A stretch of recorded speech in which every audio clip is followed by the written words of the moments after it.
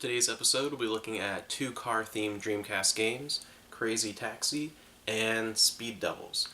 Starting off with Crazy Taxi, this was a 1999 arcade smash hit worldwide for Sega, ported to the Dreamcast in 2000, where it did receive a sequel the next year in Crazy Taxi 2 before moving on to the original Xbox. Crazy Taxi is a ridiculously fun and outlandish arcadey type game where you play as one of four cab drivers, basically driving around and picking up fares and trying to get people to their destinations.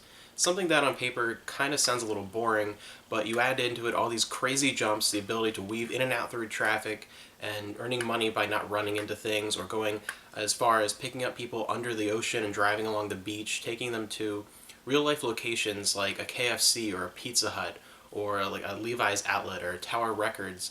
And it's a lot of just sort of very, very fast-paced weaving in and out, jumping, going through all these crazy, crazy directions. And it's just sort of a fun, fast-paced game. And it adds another level with the time limit. If you go into arcade mode, you can play either under original arcade modes or set yourself to a 3, 5, or 10-minute time limit. Under those time limits, the 3, 5, and 10, you just keep going until that time is up, and at the end, the amount of points you've earned or the amount of fares you've accumulated are totaled up, and that's your score. Under the original arcade mode, you have a set amount of time, and you can keep going technically endlessly, because as you go, the overall time that you start with will slowly decrease, and then as you pick up someone for a fare, your time will go up according to the difficulty, the green, yellow, or red difficulty that you'll see surrounding people that you pick up for your fares. That's how your time will go up as you pick them up. And if you are constantly getting people to their destinations under the amount of time that you're being given through picking those people up, you could technically just keep going, going until you run out of that initial time as you're sort of trying to pick up people very, very quickly. One of the most challenging things of the game is you have that few seconds between dropping someone off and picking someone else up. You really need to be sort of keeping an eye out as you're dropping people off at their destinations. Where is my next person going to be that I'm going to pick up? Can I stop really quickly, drop them off, and drive very quickly a short distance to the next person?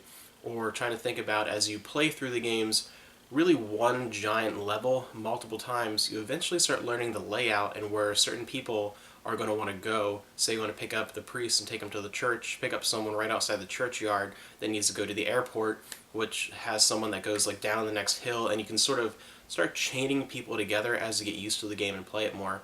It's a very fun game, and again, like I said, it's one of the first games ever to use real-life locations like a Pizza Hut or a Kentucky Fried Chicken or something like that as a destination. A lot of product placement, but it was more of an extra sense of realism rather than sort of in-your-face product placement. It was just something that was a little bit more, it was actually more fun that way.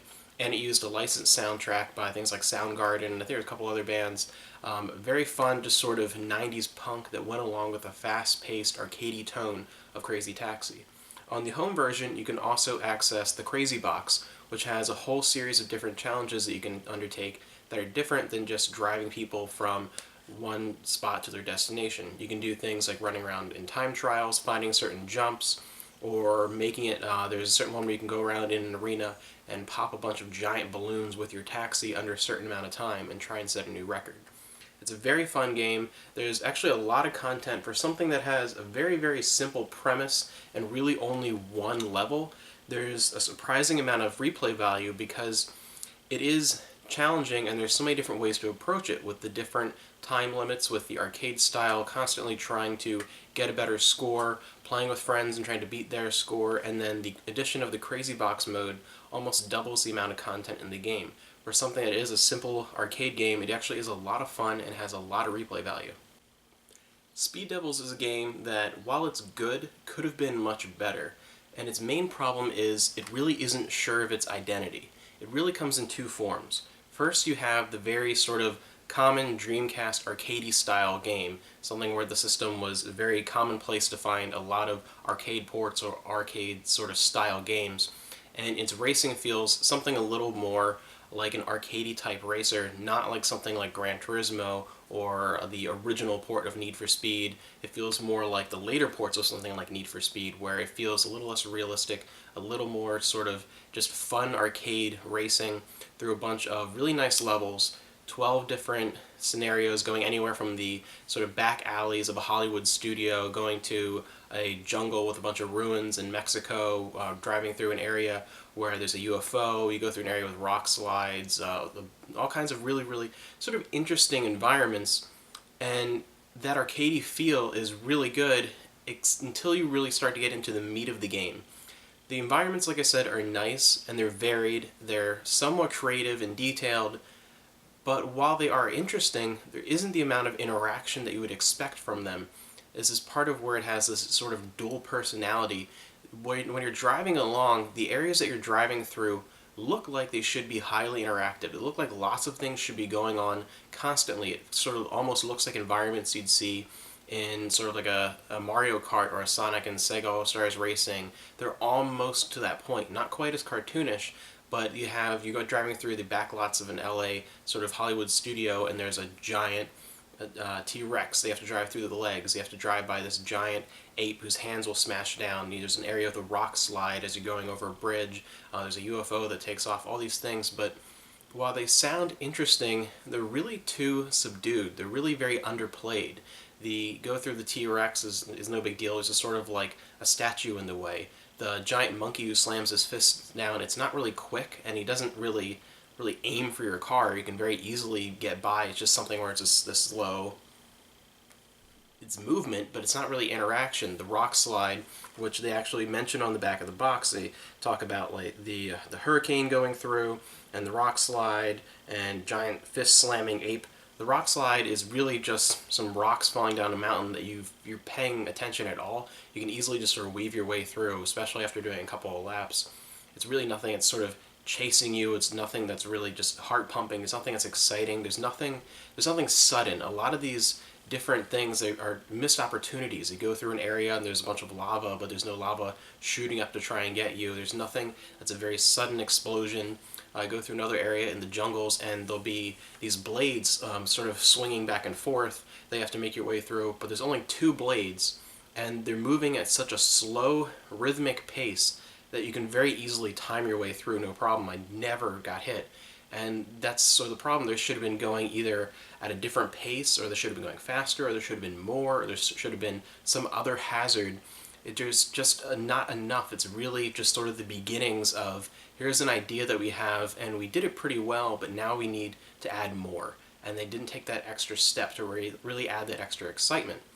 And sort of, I feel like that has kind of comes into play because the way the rest of the game is set up, beyond the actual just physical tracks and the way the driving feels, is more like a simulation game. It's more like something like the Gran Turismo series. In this, you don't have just a selection of a bunch of sort of odd cars. If you go into adventure mode, rather than the championship mode, rather than just the arcade mode, you start off a storyline where you have just sort of a clunker car, and you earn points by doing different challenges. You'll see a list that sort of reminds me almost of Tony Hawk with the different challenges for each stage. Something like staying in first place for a certain number of seconds earns you this much money, winning the race earns you this much money, finding a certain jump earns you this, or an alternate path, or all these little things will earn you cash that you use to either upgrade your car, add things like the nitrous boost, add things like new headlights, all kinds of different things you can add to your car, or eventually go to the car shop and buy a completely new car as you slowly upgrade from this clunker that you're barely winning races with to a really, really just souped up sports car that you can do all kinds of crazy tasks with. You can accomplish feats that you couldn't accomplish with the lesser cars and reach new goals. And it's a very nice progression and feels very interesting. It adds like a different depth of customization to the cars. There's a really nice feature where when you go to an arcade mode, you can select the weather in a course. You can either be going through at a normal daytime, or you can go through the course at nighttime, or you can go through the course through sort of stormy weather. There's all these different selections that you can use when you're going to an actual race. And I love the customization, I love the options, but they're not quite deep enough for a simulation game, and the car, like I said, doesn't drive like a simulation game. And then the arcadey portions aren't really arcadey enough. It really has this issue of it's not really sure what it wants to be. You can even do, if your car gets damaged during a track, you actually have to use some of that money to repair damage to your car. So you have to sort of weigh the issues of repairing damage to my car or upgrading it. I need better headlights because one of the challenges is to go through a level at nighttime, or I need this or that. It's a lot of fun and there's a lot of content, but it won't hold your attention quite as long as you would hope. It's very fun at first, a lot of the tracks are interesting, but all those little customization things, as nice as they are, they work really well if you're looking for a simulation feel.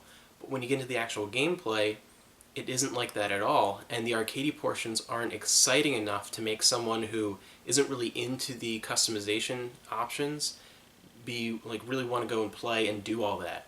It's sort of again a split personality where arcade mode is definitely better than the championship mode. The championship mode adds a lot of content, but after a while I felt that doing all those different goals, accomplishing all those different feats, just got a little tiresome because the actual going through the levels wasn't as fun as it should be.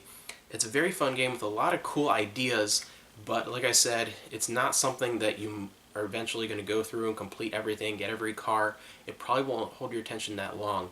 But for a racing game on the Dreamcast, it's decent enough. It's more fun going into the arcade mode and doing multiplayer than it is going through the one-player campaign. It's fun to go through one time and do it, but I would probably never go through the championship mode again. Just do the sort of the regular arcade racing. Something that I really wish there was a sequel, because there are a lot of great ideas here, a lot of great tracks. It just wasn't enough, and I really wish that they would have sort of stuck with one path, be arcadey or be a simulation game, not try to be a fusion of both. Fusion is it's a very unique racer for that reason, but overall it does sort of hold it back from being a great racer.